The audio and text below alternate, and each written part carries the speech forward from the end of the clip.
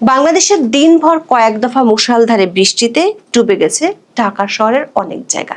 কিন্তু এমন দিনেও বাংলাদেশের রাজনৈতিক তাপমাত্রা ফুটন্ত কড়াইয়ের মতো। সে তাপ আবার যমুনার জন্য হয়ে দাঁড়িয়েছে আগ্নেয়গিরির লাভার মতো। অগ্নুৎপাত ঠেকাতে দফায় দফায় পর্দার আড়ালে চলছে বহু খেলা। অধ্যাপক ইউনূসের ঐক্যমত্য কমিশনের সুপারিশ, জুলাই সনদের বাস্তবায়ন আর নির্বাচনকে ঠেলে দিয়েছে চরম অনিশ্চয়তায়।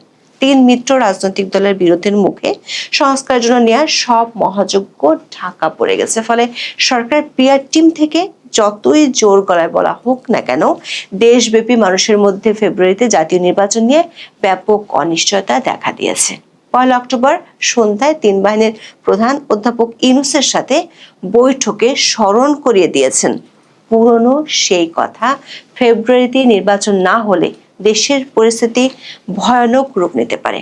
সেনাবাহিনীও আর মাঠে থাকতে পারবে না। সূত্রগুলো বলছে, এই অনিশ্চয়তা দূর করতে অধ্যাপক ইউনূস সময় পাবেন 15 নভেম্বর পর্যন্ত। তার মধ্যে তাকে নিতে হবে চূড়ান্ত সিদ্ধান্ত। তবে প্রশ্ন হচ্ছে, সেই সিদ্ধান্ত কি তিনি সংবিধানের মধ্যে থেকেই নেবেন, নাকি দুই রাজনৈতিক মিত্র জামাত ও এনসিপির চাওয়া মতো অসাংবিধানিক পথে হাঁটবেন? সরকারের একাধিক সূত্র বলছে, সাংবিধানিক উপায়ে 15 নভেম্বরের মধ্যে এই নিশ্চয়তার সমাধান করতে না পারলে সরকারের বেশ কয়েকজন সিনিয়র উপদেষ্টা পদত্যাগ করতে পারেন। অন্যদিকে ক্ষমতায় যাওয়ার স্বপ্নে বিভোর বিএনপির হাইকমান্ড এখন দিশেহারা।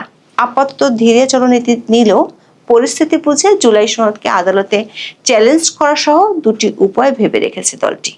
পর্দার আড়ালে সরকারি কিংস পার্টি এনসিপির সাথে আসন ভাগাভাগি এবং ক্ষমতায় গেলে মন্ত্রিত্বের বিষয়টি নিয়ে বিএনপি চালাচ্ছে সমঝোতার চেষ্টা।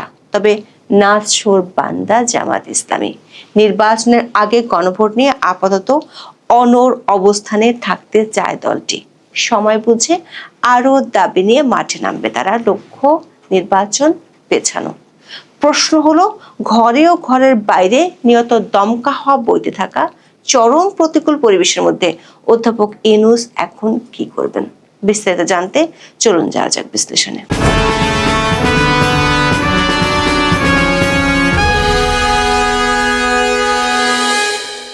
অধ্যাপক ইউনূসের ঘোষিত সময়ের মধ্যে জাতীয় সংসদ নির্বাচন হতে গেলে বাকি আছে 3.5 মাস।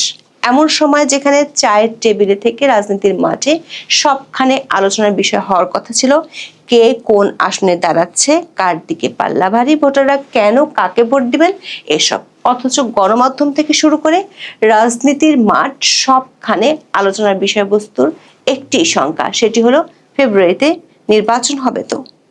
এসব আলোচনায় কান পাতলেই শোনা যায় বেশিরভাগ মানুষের মনে হয় নির্বাচন ফেব্রুয়ারিতে হবে না কিংবা হওয়া সম্ভব নয়।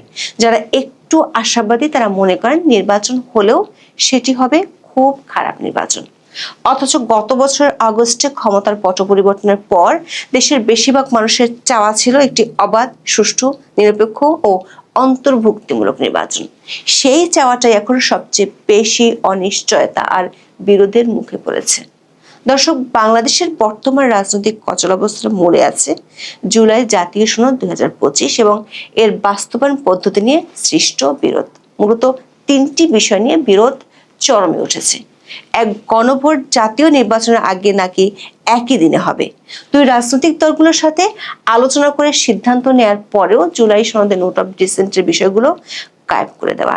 3, সংসদকে তুচ্ছ তাচ্ছিল্য করে ঐক্যমত্য কমিশনের সুপারিশে 270 দিন বা 9 মাসের মধ্যে স্বয়ংক্রিয়ভাবে বাস্তবায়নের আদেশ জারি করা।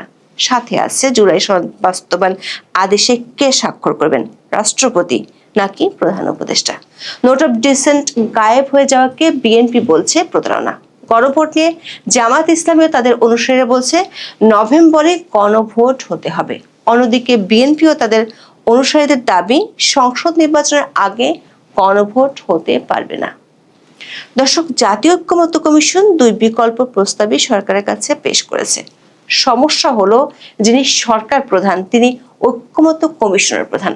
স্বাভাবিকভাবে প্রশ্ন আসে, কে কার কাছে প্রস্তাব পেশ করেছেন। প্রথম আলোর প্রতিবেদনে বলা হয়েছে, রাজনৈতিক দলগুলোর মধ্যে তীব্র অনৈক্যের কারণে জুলাই জাতীয় সনদ বা সংস্কার প্রস্তাব বাস্তবায়নের দুরূহ চ্যালেঞ্জ দেখছে সরকার। তবে গণভোট সহ সনদ বাস্তবায়নের বিষয়ে দ্রুত সিদ্ধান্ত নেবে সরকার। সরকার একাধিক সূত্র বলছে, সনদ বাস্তবায়ন, গণভোট ও নির্বাচন নিয়ে যে শঙ্কা দেখা দিয়েছে তাতে সবচেয়ে বেশি বিচলিত সরকারের বেশ কয়েকজন সিনিয়র উপদেষ্টা। তারা অধ্যাপক ইউনূসকে জানিয়ে দিয়েছেন 15 নভেম্বরের মধ্যে তাকে চূড়ান্ত সিদ্ধান্ত জানিয়ে দিতে হবে, না হলে বেশ কয়েকজন উপদেষ্টা পদত্যাগের সিদ্ধান্ত নিয়ে রেখেছেন। এক্ষেত্রে অধ্যাপক ইউনূস তার 3 রাজনৈতিক মিত্রকে সমানভাবে খুশি করার মতো সিদ্ধান্ত নিতে পারেন। প্রথমত, বিএনপিকে খুশি করার জন্য গণভোট ও জাতীয় সংসদ নির্বাচন একই দিনে হওয়ার ঘোষণা দিতে পারেন। আবার জামাত এনসিপিকে খুশি করার জন্য স্বয়ংক্রিয়ভাবে 9 মাসের মধ্যে ঐকমত্য কমিশনের সুপারিশ বজায় রাখার ঘোষণা দিতে পারেন। সেটি হলে বিএনপি ও এনসিপি মেনে নেওয়ার সম্ভাবনাই বেশি, কারণ এরই মধ্যে পর্দার আড়ালে বিএনপি সরকারি কিংস পার্টি এনসিপির সাথে সমঝোতার চেষ্টা চালিয়ে যাচ্ছে। ইতিমধ্যে এনসিপিকে 20টি আসনে ছাড় দেওয়ার প্রস্তাব দিয়েছে। বিএনপি সরকার গঠন করলে এনসিপি কমপক্ষে 3টি মন্ত্রিত্বও চায়। বিএনপি সূত্রগুলো বলছে, শেষ পর্যন্ত এই প্রস্তাবে বিএনপি রাজি হয়ে যাবে। তবে জামাতের সূত্রগুলো বলছে, নির্বাচনের আগে গণভোটের ইস্যুতে এখন তাদের আর পেছানোর উপায় নেই। পেছালে সেটি রাজনৈতিক দিক থেকে বড় পরাজয় হয়ে যাবে। এমন ত্রিশঙ্কুল অবস্থার মধ্যে 1 নভেম্বর সন্ধ্যায় 3 বাহিনীর প্রধান হঠাৎ করে সাক্ষাৎ করেন অধ্যাপক ইউনূসের সাথে। প্রধান উপদেষ্টার দপ্তরের বিবৃতি অনুযায়ী শনিবার সন্ধ্যা 7টায় সেনাবাহিনী প্রধান জেনারেল ওয়াকারুজ্জামান, নৌবাহিনী প্রধান অ্যাডমিরাল মোহাম্মদ নাজমুল হাসান, বিমান বাহিনী প্রধান air chief marshal Hasan Mahmud Khan রাষ্ট্রীয় অতিথি ভবন যমুনায় প্রধান উপদেষ্টার সঙ্গে সাক্ষাৎ করেন। বিবৃতিতে বলা হয়, আগামী ফেব্রুয়ারির প্রথমার্ধে অনুষ্ঠিতব্য ত্রয়োদশ জাতীয় সংসদ নির্বাচনে যেন নিশ্চিত নিরাপত্তা বজায় থাকে এবং নির্বাচন যেন শান্তিপূর্ণভাবে অনুষ্ঠিত হয় সে বিষয়ে সব ধরনের প্রস্তুতি নিতে 3 বাহিনীর প্রধানকে প্রয়োজনীয় নির্দেশনা দিয়েছেন প্রধান উপদেষ্টা প্রফেসর মোহাম্মদ ইউনূস। সূত্রগুলো বলছে, বৈঠকে 3 বাহিনীর পক্ষ থেকে দেশের বর্তমান রাজনৈতিক অচল অবস্থা নিয়ে শঙ্কার কথা তুলে ধরা হয়। প্রধান উপদেষ্টাকে সংবিধানের মধ্য থেকে সমস্যা সমাধানের কথা বলেন 3 বাহিনীর প্রধান। বৈঠকে আলোচনায় উঠে আসে, এর আগে সরকারের পক্ষ থেকে ফেব্রুয়ারিতে নির্বাচন না হলে দেশের অভ্যন্তরীণ আঞ্চলিক পরিস্থিতির হুমকির মুখে পড়ার কথা বলা হয়েছিল। বিষয়টি আবারও 3 বাহিনীর প্রধান তুলে ধরেন। তাছাড়া 1.5 বছর ধরে সেনার সদস্যরা ব্যারাকের বাইরে আছে। ফেব্রুয়ারির পর বিষয়টি আর সম্ভব নাও হতে পারে। বিশেষ করে আরাকান আর্মি সহ বেশ কিছু সশস্ত্র গোষ্ঠীর তৎপরতা বাড়ছে সীমান্তে। তাই যতটা সম্ভব দ্রুত সেনাবাহিনীকে ব্যারাকে ফিরিয়ে নিয়ে যেতে চান সেনাপ্রধান জেনারেল ওয়াকারুজ্জামান। বৈঠকে 1 অক্টোবর ভোলায় বিএনপি ও বিজেপির মধ্যে সংঘাতের বিষয়টি তুলে ধরে সামনে এর চেয়ে খারাপ পরিস্থিতির আশঙ্কা করা হয়। দর্শক, রাজনৈতিক দলগুলোকে জুলাই সনদের পক্ষে এনে সরকার যতটুকু বাহবা পেয়েছিল তার বেশি সমালোচিত হয়েছে আইনি ভিত্তি দিতে গিয়ে। প্রশ্ন দেখা দিয়েছে, জুলাই সনদ বাস্তবায়নে আদেশে স্বাক্ষর করবেন কে, রাষ্ট্রপতি নাকি প্রধান উপদেষ্টা?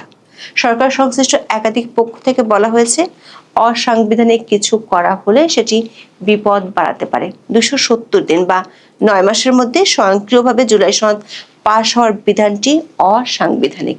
এটি থাকলে রাষ্ট্রপতি মোহাম্মদ শাহাবুদ্দিন জুলাই সনদে স্বাক্ষর নাও দিতে পারেন, এমন তথ্য আছে সরকারের কাছে। আবার সরকারের উপর চাপ বাড়াতে বিষয়টি নিয়ে বিএনপি আদালতে যাওয়ার চিন্তাও করে রেখেছে। বিএনপিপন্থী আইনজীবীরা এরই মধ্যে জুলাই সনদকে আইনিভাবে চ্যালেঞ্জ করার মতো কমপক্ষে 4টি পয়েন্ট চিহ্নিত করে রেখেছে, যেগুলো আদালত ও সংসদের সাংবিধানিক ক্ষমতাকে সুপারসিড করে। দর্শক, একদিকে অধ্যাপক ইউনূসের সিনিয়র উপদেষ্টারা হতাশ, অন্যদিকে মিত্ররা মুখোমুখি অবস্থানে। আবার নিরাপত্তার শঙ্কার কথা সরকারকে জানিয়েছে সংশ্লিষ্ট বাহিনীগুলো। এমন পরিস্থিতিতে অধ্যাপক ইউনূস আগামী 15 নভেম্বরের মধ্যে কি সিদ্ধান্ত নেবেন? তিনি যদি বিবাদমান 2 পক্ষকে খুশি রাখতে চান তাহলে তাকে অসাংবিধানিক পথে হাঁটতে হবে। সেক্ষেত্রে আরো বড় চাপের মুখে পড়তে পারেন তিনি, এমন আশঙ্কা তার ঘনিষ্ঠ মিত্রদের। সেটি হলে